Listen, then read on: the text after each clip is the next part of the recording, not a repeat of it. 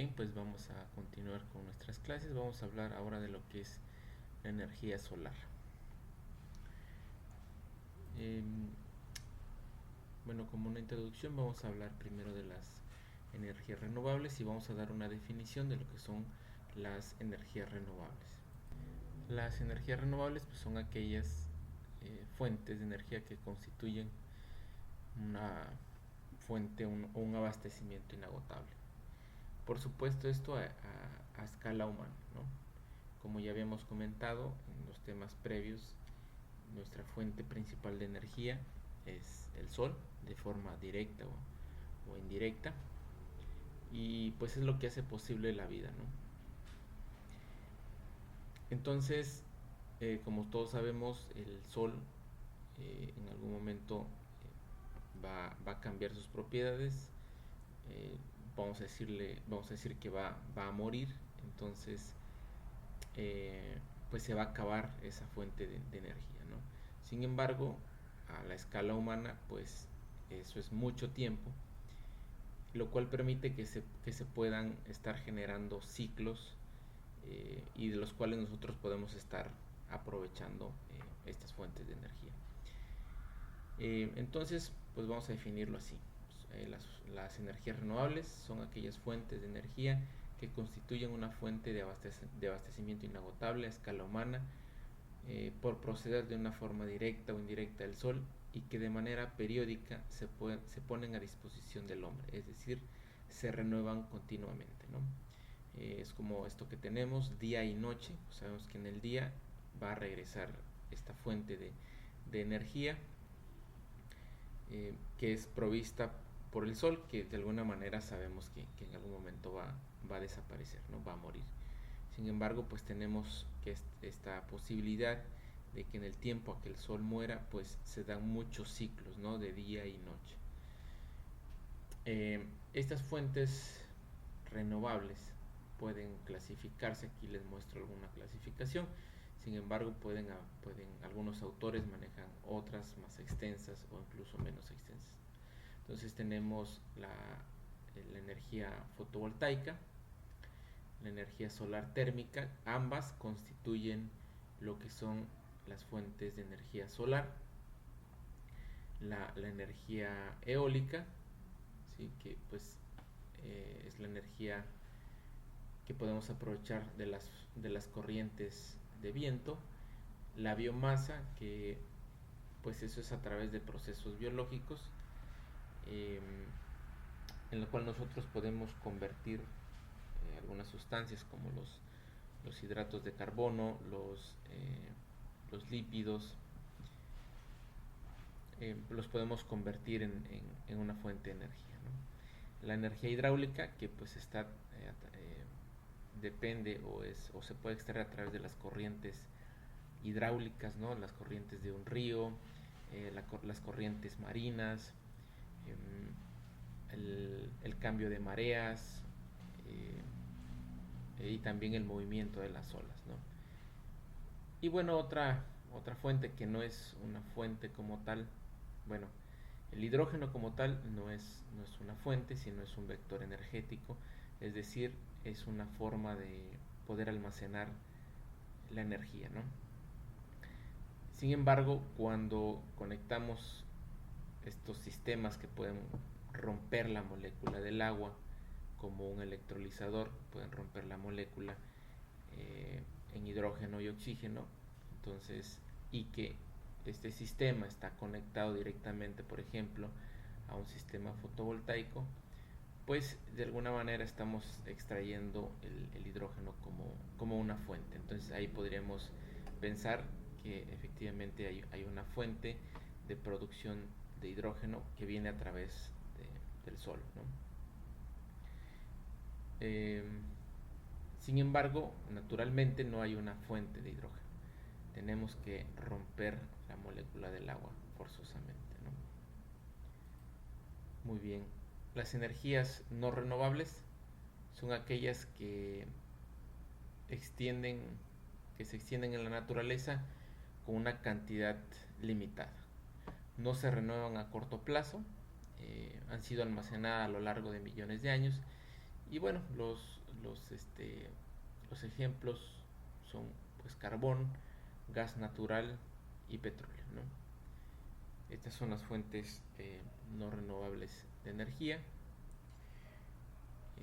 Entonces, en resumen, podemos decir que fuentes renovables, pues de alguna manera son no renovables, pero a escala humana se pueden considerar que tienen un proceso de renovación, y las energías no renovables pues son que no se pueden renovar a un corto plazo, que en su mismo proceso de generación han llevado mucho tiempo.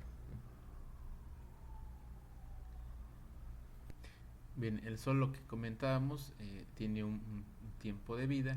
Aquí se muestra un diagrama desde su nacimiento hasta su muerte, ¿no? Aproximadamente se encuentra a la mitad de su vida, ¿sí? Exactamente por aquí. Bueno, algunas propiedades interesantes es que, por ejemplo, su temperatura en la superficie ronda cerca de los 6000 grados centígrados. Tiene un radio de unos 700.000 kilómetros, una masa de 2 por 10 a la 30 kilogramos, unas 330.000 veces la masa de la Tierra, ¿no? Cerca del centro de su núcleo, su temperatura es de 15 millones de centígrados. Como sabemos, esto es un reactor nuclear y trabaja por efecto de fusión, ¿no?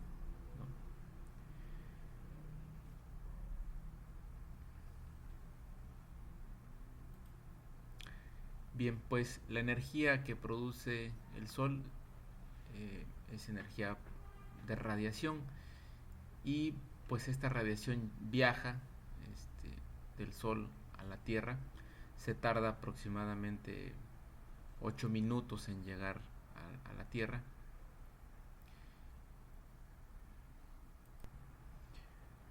Bueno, por supuesto va perdiendo su densidad, de tal manera que cuando llega a la Tierra, su valor es de aproximadamente 1367 watts por metro cuadrado.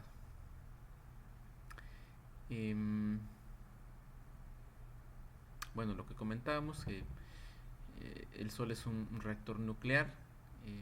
La cantidad de energía que está emitiendo es aproximadamente constante, y se define esta cantidad como la constante solar, ¿sí? Y es la radiación que incide en un área perpendicular a los rayos fuera de la atmósfera terrestre. Su valor varía entre 0.1 y 0.2 respecto a su valor central. ¿Cuál es este valor? Es 1367 watts sobre metro cuadrado. Y bueno, aquí otras unidades en BTUs o en megajoules. Megajoules sobre hora por metro cuadrado. Muy bien. Entonces, la pregunta aquí será, ¿esto es mucho o es poco? Bueno, y hay que tener en cuenta que esta cantidad de energía se recibe afuera de la atmósfera, ¿no? Es la cantidad de energía que se recibe fuera de la atmósfera. Entrando a la atmósfera, esta cantidad pues por supuesto va disminuyendo, ¿no? Entonces esta es la energía que nosotros recibimos del Sol. La pregunta es, ¿qué tanto será? ¿Será que es mucho o poco? 1367 watts. Bueno, pues una vivienda, y bueno, aquí quiero que puedan visualizar la diferencia, ¿no? En el ejercicio que hicimos sobre el hidrógeno, trabajamos con kilowatt hora o su equivalente, que sería watt hora, ¿no? Las unidades de watt hora son unidades de energía, ¿sí? Y comentábamos que en promedio un hogar consume de 3 a 3.5 kilowatt hora al día, ¿no? Esa es la energía, ¿no? Pero si hablamos de potencia, pues la cosa cambia, ¿no? Una vivienda aproximadamente va a consumir 2 kilowatts, o sea, o 2000 watts más o menos, ¿no? Eso quiere decir que con 2 metros cuadrados de superficie podríamos alimentar una vivienda, ¿no? Sobrado, ¿sí? Por supuesto, en términos de potencia, porque va a depender cuánto tiempo necesitamos ese flujo de energía, ¿no? Pero en términos de potencia, con 2 metros cuadrados nos estaría bastando, ¿no?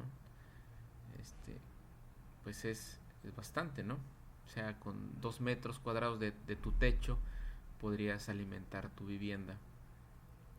Y si consume, ahora en términos de energía, 3 kilowatt hora, entonces estaríamos hablando de que con este flujo de energía, con un receptor que pudiera captar toda esta energía, pues necesitaríamos aproximadamente una hora y cachito, ¿no? Vamos a redondear a 2 horas, ¿no? Entonces, en términos de energía, ponemos nuestro receptor de 2 metros cuadrados y lo dejamos ahí 1 hora, 2 horas, por ejemplo, y ya tenemos energía para todo un día, en promedio, ¿no? Por supuesto, necesitamos un receptor que pueda poder captar toda esta energía, ¿no? Y de hecho, pues es el desafío de ustedes, ¿no? Como ingenieros. Bien, pues estábamos comentando que esto es posible a través de un fenómeno de transferencia de energía. Este fenómeno se llama radiación, ¿sí? ¿Y qué es la radiación? Bueno, es el flujo de energía que atraviesa el espacio y que bajo ciertas circunstancias se comporta a veces como una onda o como una partícula. ¿Quién describe este fenómeno? Lo describe la ley de Stefan Boltzmann, que dice que bueno, que todos los cuerpos pueden absorber o emitir radiación, y esa radiación que se emite o se absorbe está en función de algunos parámetros, como son la emisividad del cuerpo o la absortividad del cuerpo, la constante de Stefan Boltzmann, que es igual a lo que tienen aquí, 5.67 por 10 a la menos 8 watts sobre metro cuadrado Kelvin a la cuarta, por la temperatura del cuerpo a la cuarta potencia, ¿sí? Bien, entonces con esto podemos saber cuánta energía absorbe o emite un cuerpo en función de su temperatura, ¿no? Por supuesto en watts, ¿no? Es decir, flujo de energía. Muy bien. Entonces comentábamos que esta radiación que emite el Sol, que sabemos que fuera de la atmósfera tiene un valor aproximadamente de 1367 watts sobre metro cuadrado, va a entrar a la Tierra y se va a topar con una barrera que es la atmósfera, ¿no? Nuestra intención es que vamos a tener una placa captadora, que es la que queremos que absorba este flujo de energía para después ser aprovechada. Pues bueno, la absorción de esta energía va a estar en función de la ecuación de Stefan Boltzmann, ¿no?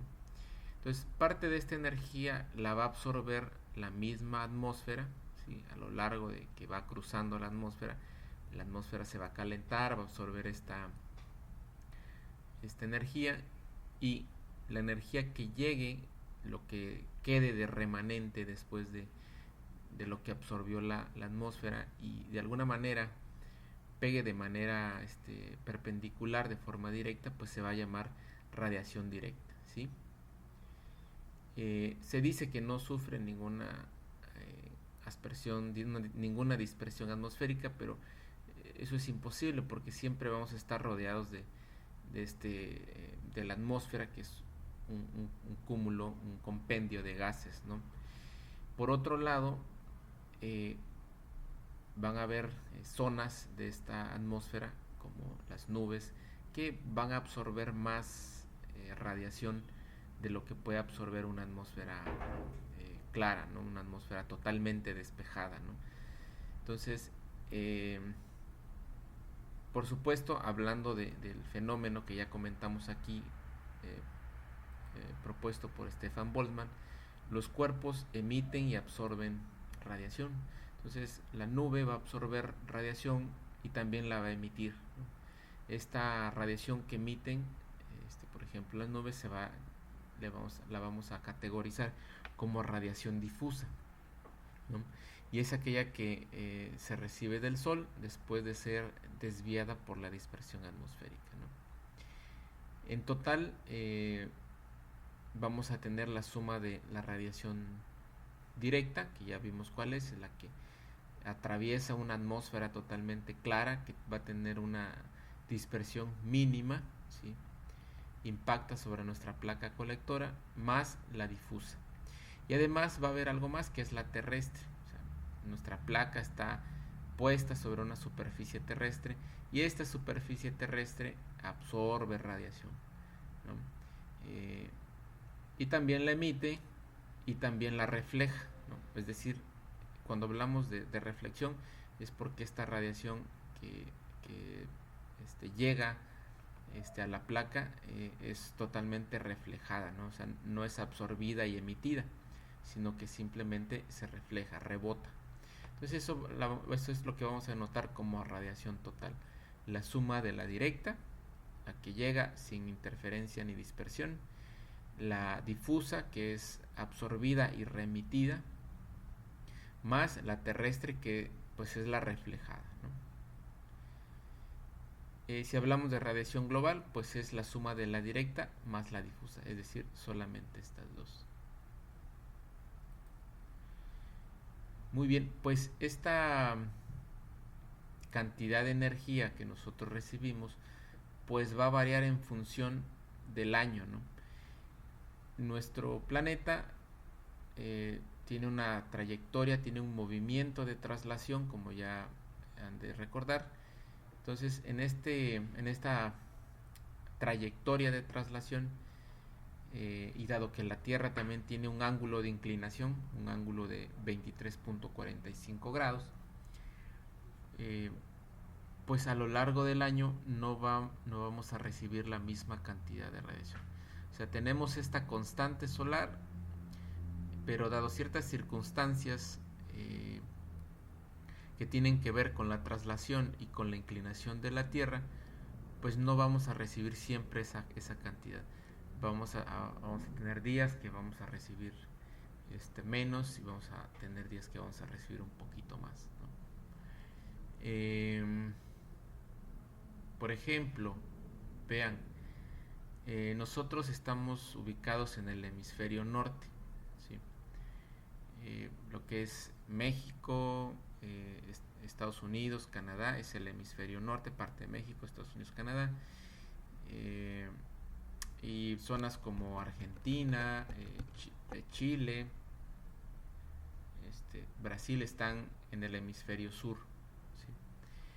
Entonces nosotros que estamos ubicados en el hemisferio norte, en fechas como enero es invierno, ¿sí? Y si se dan cuenta, de acuerdo aquí en nuestro diagrama, estamos pues más cerca del Sol. Estamos a 0.98 unidades astronómicas, ¿no? Un poquito menos. Aquí está la equivalencia de una unidad astronómica, que son aproximadamente 150 millones de kilómetros más o menos, ¿sí?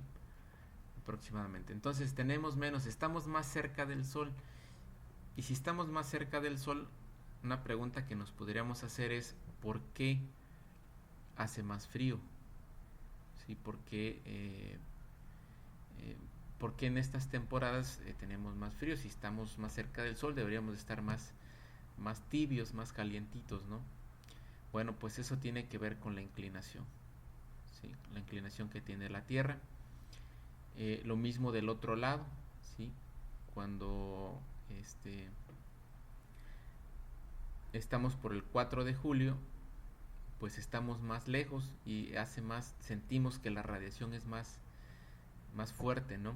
Pero pues eso tiene que ver con la inclinación, que hace que en el hemisferio norte, en estas fechas, la radiación esté impactando de una forma más directa, ¿sí? Muy bien. Entonces, ¿cómo va a variar la radiación a lo largo del año?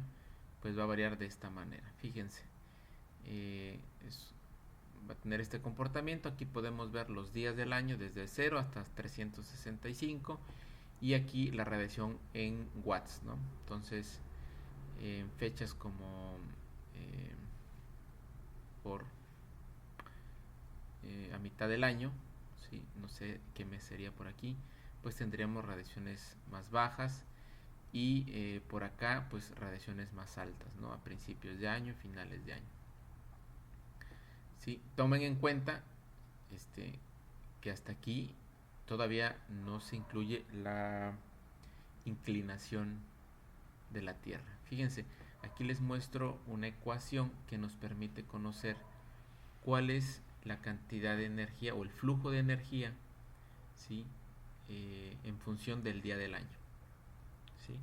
Esto solamente tiene que ver con el proceso de traslación, ¿sí? Es decir, el modelo de acá no considera todavía la inclinación, ¿sí?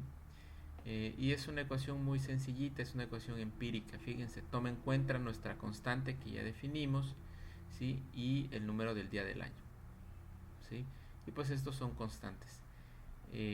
Y esto sería una radiación extraterrestre, ¿no? La radiación fuera de la Tierra, en función del día del año, ¿sí? Bien, pues esta energía solar, ¿sí? Puede tener dos vertientes, como ya les había comentado. Una de ellas es la conversión térmica, ¿sí? Y otra de ellas es la conversión eléctrica. La conversión eléctrica pues se da a través de las células fotovoltaicas o las celdas fotovoltaicas que trabajan a través de un proceso de transformación que se conoce como el efecto fotovoltaico. Y a través de este efecto pueden generar electricidad, ¿sí? Por otro lado tenemos la energía térmica, que puede ser de manera pasiva o de manera activa, ¿sí? La forma pasiva tiene que ver con procesos de arquitectura, ¿sí? Es decir, no aprovechan la radiación de una forma tan directa, ¿sí? Vamos a hablar más adelante de ella, ¿sí?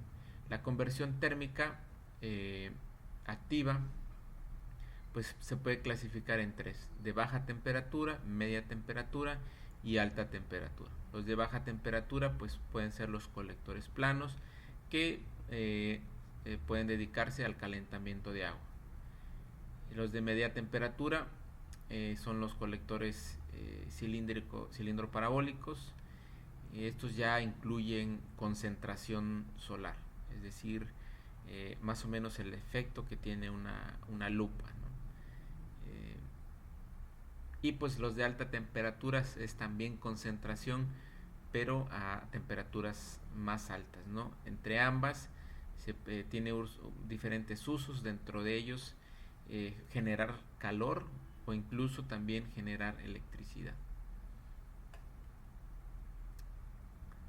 Y bien, bueno, vamos a dejarlo hasta aquí con este video y después vamos a continuar en otro video los demás temas.